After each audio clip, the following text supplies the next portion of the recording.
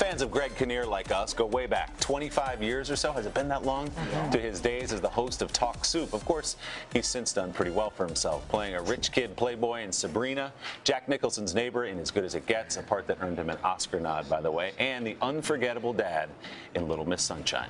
Well, he's now taking on a powerful new role in the HBO biopic Confirmation. It's about the scandal surrounding Justice Clarence Thomas and his nomination to the Supreme Court amid allegations of sexual harassment.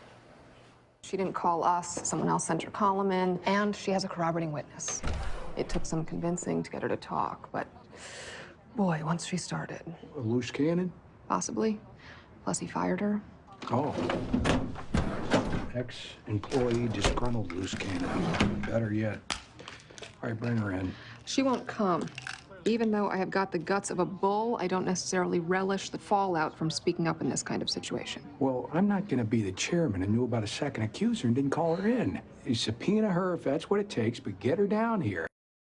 Greg Kinnear, good morning. Morning. Morning. Play a darn good Joe Biden. I wonder if the vice president has seen this yet. You think? I don't know. I don't know if he has or not. We had a little premiere out in Los Angeles last week, and I had a chance to meet Barbara Boxer, and she said, "Oh yeah, he'll see it." Oh yeah, he'll see it. And you'll hear from him too if we know the vice president. I don't know. Can you guys put me in touch? Sure, Al can. Al's That's Al's guy. I'll give him a call.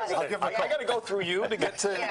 Exactly. He's a Secret Service. What's the key to nailing Joe Biden? Because you really captured him there. You know, I had a wonderful hair and makeup group who, he had at that time, his hair is actually pretty full now, but in 1991, if you look at the photographs, he was somewhat follically challenged, and they had a group of people that would kind of put that thing on for about 3 hours a day, which is an actor's worst nightmare to have them reducing their hair. Right. But those and I don't know, contacts, things. He has a certain sound though, and a certain.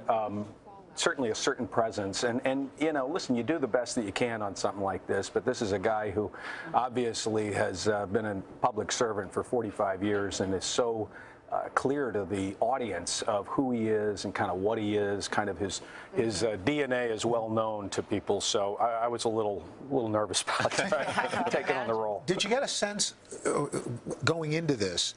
You had one idea of who he was and what he stood for, and maybe had a different idea after you finished playing? Well, I mean, listen, I remember, of course, the hearings themselves, and I think a lot of people remember that time. It was a very contentious confirmation process, and the theater of it just kept getting bigger and bigger and bigger. And up to that point, if you think about the media's effect on this, there hadn't been this sort of live broadcast coming into people's house every single night, telling them these salacious details of this case. And listen, he sat on there and did. If you watch just the hearings, you certainly get a sense of his trying to walk the line, of his trying to be impartial and to try to get this thing through, but it was behind the scenes. Susanna Grant, who wrote the script, did an excellent job, I think, showing the machinations of all of the stuff that was going on. The movie doesn't tell you don't see Clarence Thomas and Anita Hill prior to the hearing itself. So it's very much he said, she said, but to see the machinations of what went on and how many things were happening kind of behind the scenes, and how tough of a position I think the vice president at that point as senator was in. You know, damned if you do, damned if you don't. It was such a fascinating time in history. Greg is sticking around with us. He's going to play a little fishbowl with us, right? Yes, we're going to do so. Yes, you're going to have to answer some tough questions, kind of like they had to answer on the confirmation hearing, but confirmation premieres April 16th. Not even close.